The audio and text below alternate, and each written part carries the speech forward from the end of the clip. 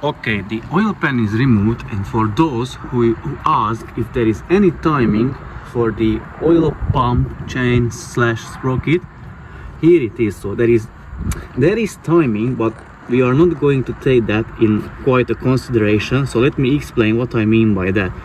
You see that white line on the top? That means the notch or the hole on the hole on the sprocket is on that side. So there is the hole for the notch from the shaft of the oil pump, and those are the original markings for timing on the sprocket.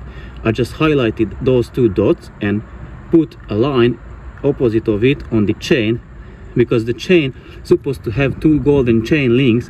So what basically can do, it is up to you. I do it always this way, but you can make that those two golden chains align with those two dots, and then you know you are in time. But what I do, I just highlight the two dots, put a marking on that, and then I know what is the relation of the sprocket to the chain, so they have to go back the same way. And the reason I put that mark in there and align the sprocket this way, because the oil pump has like two positions where you can easily fit back the sprocket after replacement of the oil strainer, which I will explain it on a bench better so that you can understand. The bolt is a size 17mm bolt. I undone it with an impact wrench, with this one. So I undone it. Now I can remove the bolt. Once the bolt is off, I'm going to remove the oil feed pipe. I'll try to show you.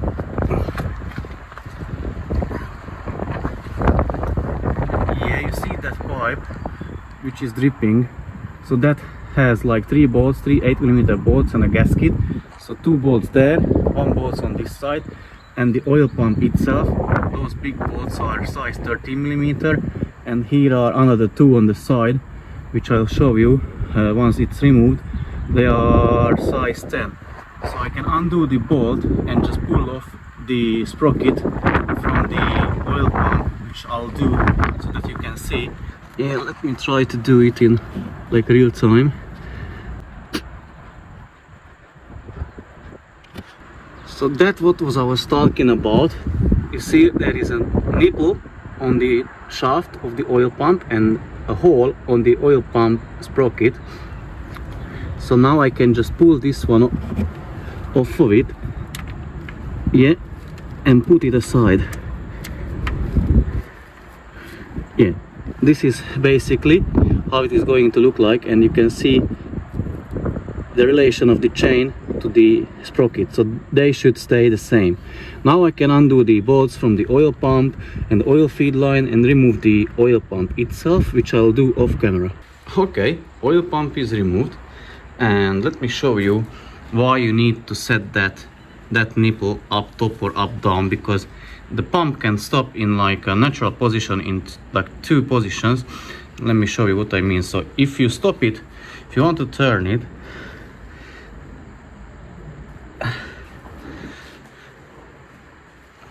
it's difficult to turn it by hand.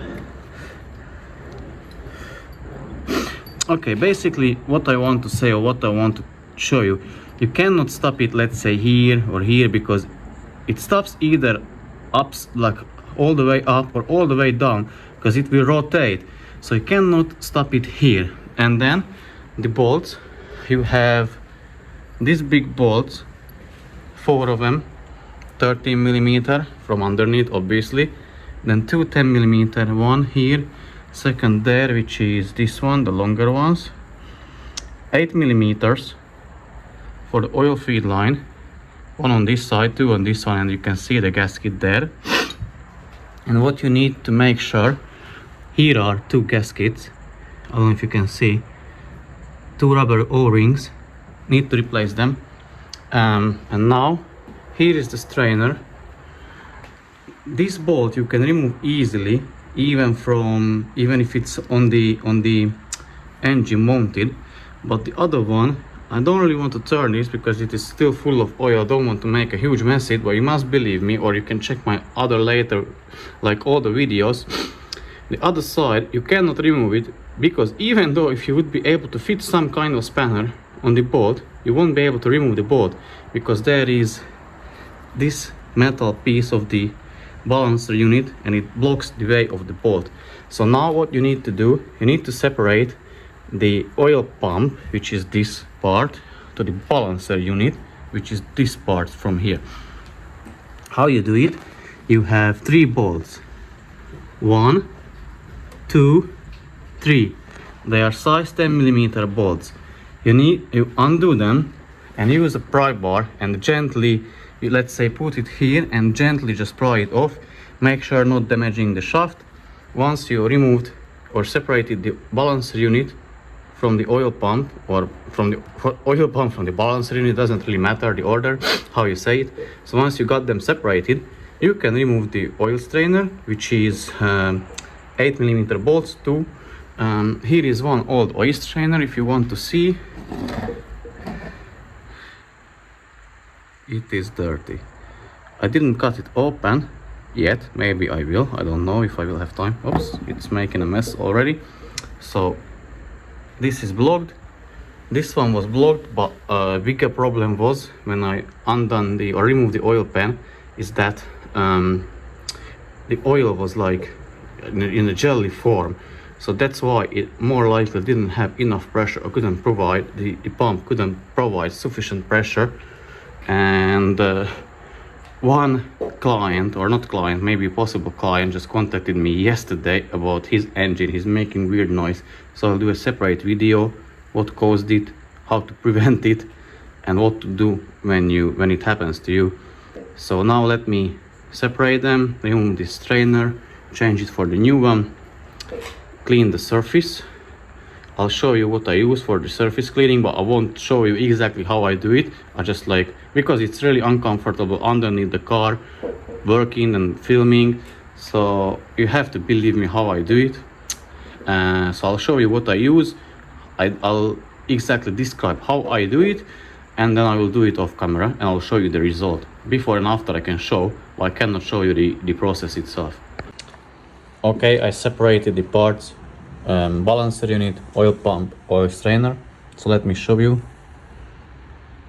It is like full with chunks. It's not the worst I've seen, but it's full with chunks and it's jelly, so it blocks the passage or the way of the oil to the pump, cannot provide sufficient pressure. And I may be able to show you what I meant by this nipple and notch, like it stops in one position. So if you turn it, you see it is rolling. Let me show you. It is rolling back. So it stops either all the way up or all the way down. So that's why you should do the same on the car. So make it stop all the way up or all the way down. Yeah, now clean the parts a bit, put the new strainer back, and meanwhile let me remove the sealant from the engine block surface and from the oil pan. Okay, here is the oil pan and the 2 new best friends of yours. A Lucky Moly sealant remover. So what I do, shake it up and then spray it around the perimeter, leave it sitting for 5-10 minutes, then use a scraper, scrape off these big chunks of silicone first. Then I just recently bought an angle grinder from Milwaukee, so I want to put that in test, and the Scotch-Brite pads. But before I used to do it with a wire brush attachment in the drill, so that worked as well. But I want to test the Milwaukee, so let me spray it, remove the parts with the scraper, the silicone parts, and then I'll try to use that angle grinder, and curious to see the results. In the meanwhile, I'm going to do exactly the same underneath on the engine block. So basically spray this on, leave it for 5-10 minutes, scrape what I can scrape off, and then wire brush it off. The oil pan is like somewhat ready. I've done the surface, as you can see. Still need to be touched up a bit and cleaned it from inside. I used that Milwaukee. So yeah, I'll need, and obviously with the hose, as you can see, still silicone left there. So I'm going to clean it off from silicone, the hose, and the oil pan is ready. And now I can go back to the bottom of the engine and clean the engine surface. The oil pump is cleaned. Here is the new strainer, if you need the part number for it, and the 2 O-rings. Yeah, here is the part number if you need it. So now I'm going to attach this strainer to the oil pump and then wait till my brother-in-law cleans the balancer unit. So I attach this one to the pump, then the pump to the balancer unit. But in the meanwhile, I'll have to drop off my father to the GP because it's time. So, and then I'm going to remove the sealant from the bottom of the engine, reseal it again, brand new, put this one back, the oil pump, the chain, fit back the chain, tighten the bolt to 130 Newton meters, and then put back the oil pan and leave it for overnight. And probably that will be it for today. I may do like a talking video later about 2 topics which I want to talk about. But yeah, let me go and drop my father off to the GP, and in the meanwhile let the part get cleaned.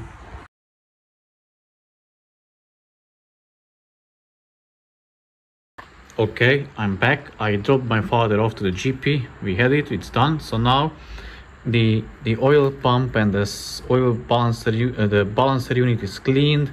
The new oil strainer is attached to it. It's secured by the 2 8mm bolts. I just do hand tighten this one, like make it snug, because they are like small bolts, don't need to over tighten them. Then these 3 I tighten them to 25 Newton meters, and the order is following: first, second, and the third. Now once that is done, I removed the 2 gaskets from here. Here are the new ones. I'm going to put them over there. Still need to clean the engine block surface, which I'll be doing shortly. Once that is done, I'll be attaching everything back together and sealing the oil pan. Let me show you the oil pan, how it looks like.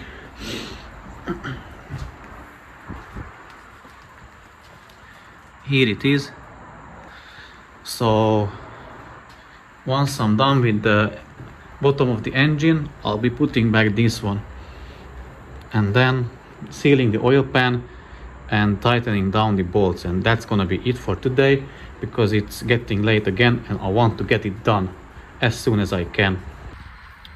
Okay guys, so this is what I consider a clean mating surface where I can put back the new oil pan. So let me put back the oil pump first, and then I can fit back the oil pan. Okay guys, as you could see, I'm done with the cleaning of the surface of the engine block, of the bottom of it.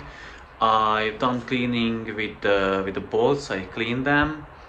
Pro tip from the master: don't be laying down and spraying something like this way upwards, because gravity can be a bitch and it can get into your eye, as it just happened to me. Brake cleaner. So I degreased the bottom of the engine surface, I degreased the surface of the oil pan. Now I'm going to apply silicone sealant on both of them and then put back the tiny little 10mm bolts to the oil pan, tighten them down to 10 Newton meters in the sequence, in the order as they should be, and then I'll also put a new oil filter. I will, and then leave it for overnight. So at around same time tomorrow, I don't know, maybe 4 p.m. I'll fill it up with oil, start it up, see, monitor, test it, check the live data, check everything, probably take it for a test drive as well. And yeah, so let me do that because it's getting dark now. And maybe I'll show you how it is looking like from underneath once I put back the bolts, but you can pretty much imagine how it will. It's not rocket science. So yeah, let me do that. Let me put back the oil pan and have a dinner finally. Okay, I put back the bolts, tighten them down. I still need to put back the oil filter, but that's gonna be it for today, as it is getting dark. It's nearly 4 o'clock now, 4 p.m. and it's windy and dark and cold, so I'm going to put back the new oil filter, and I will need a new oil drain plug with a washer. I'm going to put those back and leave it for overnight and check back tomorrow. So stay tuned if you want to see how it turned out, if it will be okay, will have any more oil pressure issues, or the live data will be good, so I can return it to the owner. Well, let's fingers crossed, hope for the best, that it will turn out good as usual. And one more very important thing, guys, don't be cheap or don't cheap out, especially these things when it is about the oil. So if you are curious to know, or if you want to know, on this car I'm going to change the oil filter twice and the oil twice. The reason, obviously I'll throw out the first one which was originally on the car. I'm not interested in that one, that's junk, scrap, whatever. I'm not interested in that one. Then I'll fill it up with cheap oil, then put an oil filter back to the car, run it just to get it up to operating temperature. Then I'm going to put an engine flush into the engine, run it again for 15 minutes, drain the oil, remove the filter, because who knows what could get or what I've gotten into that filter. Even though it is new, it doesn't worth the risk. It costs maybe 5 to 10 pounds. It's not too expensive, but if you don't have the money, or if you're attempting to doing it at home without changing or without willing to change some things twice, don't even consider doing it, because you will end up having big issues. So I'm going to throw that new oil filter to the bin, put another new one in, and put a better oil, like a better quality oil, to the car, and then test drive it from there. So that, and even though I recommend the owner so that he will change that oil a bit more earlier, as he usually changes his oil, just to be on the safe side, because you don't know what is still stuck in the oil passages after this kind of cleaning. You don't want the oil to be diluted with fuel or with whatever, any other chemicals, fluid cleanings, whatever. You don't want to do it. You don't want to happen it to you. So I'm going to change them twice. And also someone texted me a day ago, 2 days ago, which I will include a clip what he just sent me.